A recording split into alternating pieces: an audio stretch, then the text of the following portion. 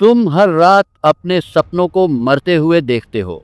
तुम दिन रात एक मजदूर की तरह पसीना बहाते हो, फिर भी तुम्हारा बैंक अकाउंट खाली है और तुम्हारी इज्जत मिट्टी में मिल चुकी है। तुम खुद से नफरत करने लगे हो।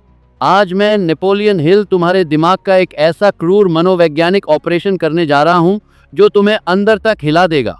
इस मास्टर क्लास के खत्म होने तक मैं तुम्हें असफलता के उन 30 मुख्य कारणों की वह खौफनाक चेकलिस्ट दूंगा जिसे सुनकर तुम्हारी रूह कांप जाएगी।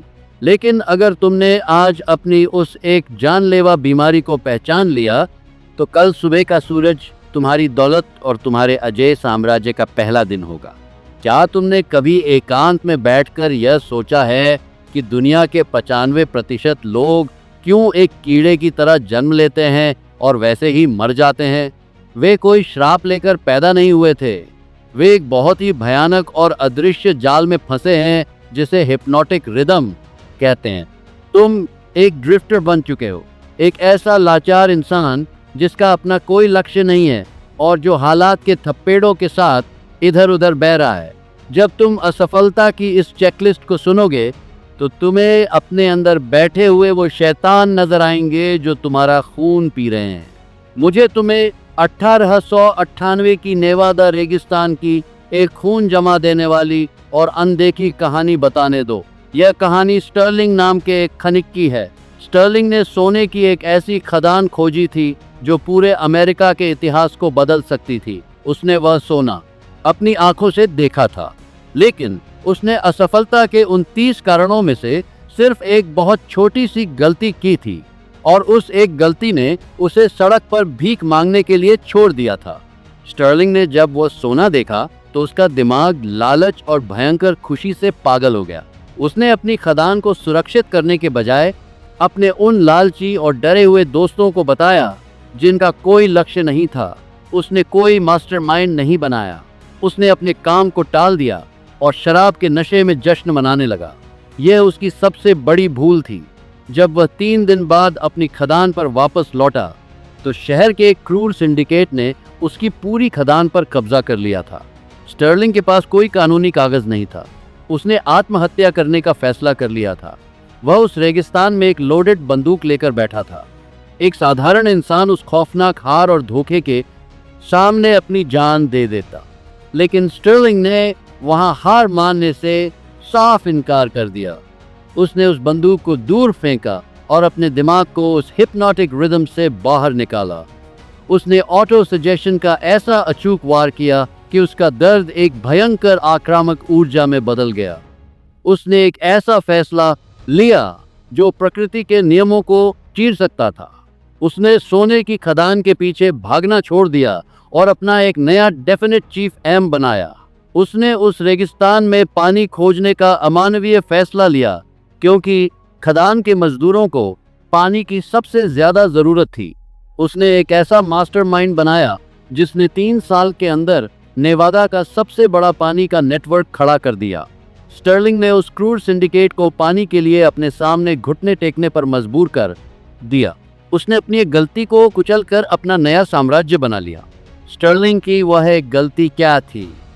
वह थी टैलमेटोल और गलत लोगों का साथ।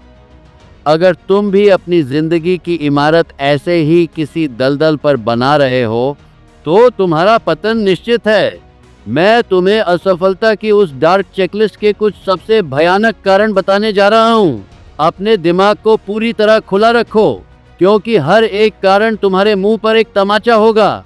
असफलता का पहला और सबसे बड़ा कारण है तुम्हारे पास कोई डेफिनेट चीफ एम यानी कोई निश्चित मुख्य उद्देश्य ना होना। तुम बस हवा में तीर चला रहे हो। तुम हर दिन उठते हो, काम पर जाते हो, लेकिन तुम्हें खुद नहीं पता कि तुम जाना कहाँ चाहते हो। अगर तुम ब्रह्मांड को कोई स्पष्ट आदेश नहीं दोगे तो ये जालिम ब्रह्मांड तुम्हें वो देगा जो सबसे खराब है। दौलत उसी इंसान के पास आती है जिसका लक्ष्य एक लेजर बीम की तरह अचूक और आक्रामक हो। बिना लक्ष्य के तुम सिर्फ एक जिंदा लाश हो। दूसरा कारण है तुम्हारे अंदर बर्निंग डिजायर यानी जलती हुई इच्छा का न होना। तुम सिर्फ उम्मीद करते हो कि तुम अमीर बन जाओ। उम्मीद एक कमजोर और कायर इंसान का हथियार है। जब तक तुम्हारे अंदर दौलत पाने की एक अंधी और खूंखार भूख नहीं होगी, तब तक तुम एक कदम भी आगे नहीं बढ़ सकते। तुम्हें अपने लक्ष्य को अपनी सांसों में बसाना होगा। तीसरा कारण है शिक्षा का गलत मतलब निकालना। तुम सोचते हो कि तुमने स्कूल या कॉलेज पास कर लिया तो तुम ज्ञानी हो गए। यह तुम्हारी सबसे बड़ी मूर्खता है। ज्ञान तब तक बेकार है जब तक उसे एक निश्चित लक्ष्य के लिए पूरी आक्रामकता के साथ इस्तेमाल न किया जाए। तुम्हें वह ज्ञान चाहिए जो तुम्हारे साम्राज्य को खड़ा कर सके। चौथा कारण है आत्म अनुशासन की भयंकर कमी। तुम अपने ही दिमाग के गुलाम हो। जो इंसान अपने लालच, अपने गुस्से, अपने डर और अपनी नींद को काबू नहीं कर सकता, वह कभी दुनिया पर राज नहीं कर सकता। तुम्हें अपने ही दिमाग का एक क्रूर तानाशाह बनना होगा। अगर तुम खुद पर राज नहीं कर सकते तो दुनिया तुम पर राज करेगी। पांचवा कारण है टालमटोल की जानलेवा बीमारी यानी प्रोक्रेस्टिनेशन। तुम हर काम को कल पर टालते हो। तुम एक परफेक्ट समय का इंतजार कर रहे हो। अपने दिमाग में यह कड़ा सच बैठा लो कि समय कभी परफेक्ट नहीं होता। तुम्हारे पास जो भी है, जहां भी तुम हो, वहीं से तुरंत एक्शन लो। तुम्हारा टालमटोल तुम्हारी सफलता की कब्र हर दिन गहरी कर रहा है। छठा कारण है हार मान लेना। तुम एक या दो बार गिरते हो, लोगों के तानों से डर जाते हो और रोने लगते हो। जो असली विजेता होते हैं वे अपनी हर हार को एक सबक में बदल देते हैं। वे ऑटो सजेशन का ऐसा वार करते हैं कि उनका दर्द उनकी ताकत बन जाता है। जब तक तुम मानसिक रूप से हार नहीं मानते, तब तक दुनिया की कोई भी ताकत तुम्हें हरा नहीं सकती। अब मैं उस सातवें और सबसे जानलेवा कारण की तरफ बढ़ रहा हूँ जिसने तुम्हारी जिंदगी को नर्क बना रखा है। यह एक ऐसा मीठा जहर है जिसे तुम रोज पीते हो और तुम्हें लगता है कि तुम बहुत समझदार हो, लेकिन असल में यह तुम्हारे अवचेतन मन की ऊर्जा को पूरी तरह से जलाकर राख कर रहा है। क्या तुम उस सच का सामना करने के लिए तैयार हो, या तुम अभी भी अपने झूठे घमंड में जीना चाहते हो? वह सातवां कारण है गलत लोगों का साथ। तुम्हारी वाइब्रेशन तुम्हारे आसपास के लोगों से बनती है। तुम उन लाचार और डरे हुए लोगों के साथ अपना कीमती समय बिताते हो जो हमेशा असफलता की बातें करते हैं, जो किस्मत का रोना रोते हैं। प्रकृति का नियम है कि तुम जिन लोगों के साथ उठते बैठते हो, तुम्हारा अवचेतन मन ठीक वैसा ही बन जाता है। अगर तुम्हारे ग्रुप में एक भी नकारात्मक इंसान है तो उसे उसी पल अपनी जिंदगी से बाहर फेंक दो। तुम्हारा कॉस्मिक हैबिट फोर्स तुम्हारे माहौल से तय होता है। आठवां कारण है आलोचना का डर। तुम कोई भी नया काम इसलिए नहीं करते क्योंकि तुम्हें डर है कि तुम्हारे रिश्तेदार, तुम्हारे दोस्त और पड़ोसी क्या कहेंगे। तुम एक कायर हो। तुम उन लोगों के तानों से डरते हो जिनकी खुद की जिंदगी में कोई लक्ष्य नहीं है। इस आलोचना के डर को आज ही अपने दिमाग से निकाल फेंको। बहरे बन जाओ। एक विजेता सिर्फ अपने लक्ष्य की आवाज सुनता है। नौवां कारण है अपने जीवन साथी या बिजनेस पार्टनर का गलत चुनाव। अगर तुम्हारे घर में या तुम्हारे काम में मानसिक हार्मनी यानी सामंजस्य नहीं है, तो तुम्हारी सारी ऊर्जा उसी रोज की लड़ाई में खत्म हो जाएगी। दौलत उसी घर में आती है जहां शांति और एक ही दिशा में सोचने वाले दिमाग हों। एक गलत इंसान तुम्हारी पूरी मानसिक शक्ति को सोख सकता है। 10वां कारण है रिस्क लेने से डरना। तुम एक सुरक्षित जिंदगी चाहते हो। तुम सोचते हो कि बिना कोई दांव लगाए तुम करोड़पति बन जाओगे। दौलत जुए में नहीं मिलती, लेकिन यह सुरक्षित कोनों में बैठकर भी नहीं मिलती। यह सही जानकारी और आक्रामक एक्शन से मिलती है। तुम्हें कैलकुलेटेड रिस्क लेना ही होगा। मैंने तुम्हें असफलता के 10 जानलेवा कारण बता दिए हैं, लेकिन क्या तुम जानते हो कि 11वां कारण एक ऐसी मानसिक बीमारी है जो दुनिया के सबसे शानदार मास्टरमाइंड ग्रुप को भी एक ही रात में राख कर सकती है? यह एक ऐसा अदृश्य वायरस है जो तुम्हारे सपनों को अंदर से खोखला कर रहा है। अगर तुमने आज ही उस वायरस का इलाज नहीं किया, तो तुम्हारी बची कुची जिंदगी भी एक लाचार भिखारी की तरह गुजरेगी। वह 11वां कारण क्या है और असफलता की इस पूरी खौफनाक चेकलिस्ट को पार करके एक अजेय साम्राज्य कैसे बनाना है? 11वां कारण है तुम्हारा झूठा अहंकार और घमंड। तुम एक खोखले इंसान हो जो सिर्फ दिखावा करना जानता है। जब तुम अपनी ईगो को अपने काम से बड़ा मान लेते हो तो तुम उस इन्फिनिट इंटेलिजेंस के साथ अपना सीधा संपर्क तुरंत काट देते हो। तुम्हारे आसपास की दुनिया में 98% लोग गरीब रह जाएंगे क्योंकि वे अपनी इस सड़ी हुई मानसिक बीमारी को कभी नहीं छोड़ते। वे अपनी ईगो की वजह से कभी नया ज्ञान नहीं सीखते और न ही किसी ताकतवर मास्टरमाइंड का हिस्सा बन पाते हैं। अगर तुमने अपनी पुरानी आदतों को नहीं बदला और फिर से यही हरकत की तो आपका स्वागत है निर्धनता में। यह कोई मजाक नहीं है, यह ब्रह्मांड का वह क्रूर नियम है जो घमंडी लोगों को सीधा मिट्टी में मिला देता है। 12वां कारण है बिना तथ्यों के अनुमान लगाना। तुम मेहनत करने से बचते हो। तुम सही जानकारी खोजने के बजाय सिर्फ अंदाजा लगाते हो। तुम्हारा अवचेतन मन कभी भी धुंधले विचारों पर काम नहीं करता। जब तुम बिना पक्के सबूत के कोई फैसला लेते हो तो तुम्हारा पूरा साम्राज्य खतरे में पड़ जाता है। एक विजेता हमेशा एक जासूस की तरह अपनी योजना के हर हिस्से की बारीक जांच करता है। 13वां कारण है गलत पेशे का चुनाव। तुम सिर्फ पैसे के लिए वो काम कर रहे हो जिससे तुम्हें नफरत है। अगर तुम्हारे अंदर अपने काम के लिए कोई जुनून नहीं है तो तुम्हारी वाइब्रेशन हमेशा डरी हुई और लाचार रहेगी। सफलता के लिए तुम्हें वो काम खोजना होगा जो तुम्हारी बर्निंग डिजायर को हर दिन एक भयंकर आग में बदल दे। जब तुम अपने काम से पागलों की तरह प्यार करते, थकान और हार का कोई वजूद ही नहीं बचता। 14वां कारण है ध्यान का पूरी तरह से भटक जाना। तुम एक साथ 10 काम करना चाहते हो। तुम अपनी मानसिक ऊर्जा को पानी की तरह बहा रहे हो।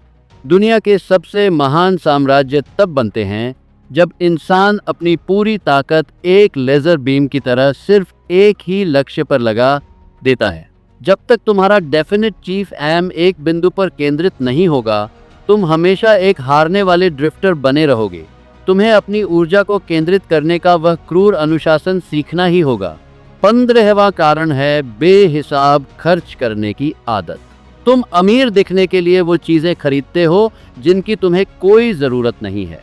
तुम उन लोगों को प्रभावित करने के लिए कर्ज लेते हो जो असल में तुम्हारी कोई परवाह नहीं करते, और यही कर्ज तुम्हारी मानसिक शांति को एक भूखे जानवर की तरह निगल जाता है। जिस इंसान के पास पैसे बचाने का कड़ा अनुशासन नहीं है, वह कभी भी एक अजेय साम्राज्य नहीं बना सकता। दौलत उसी के पास टिकती है जो उसका सम्मान करना जानता है। 16वां कारण है तुम्हारे अंदर उत्साह की भयंकर कमी।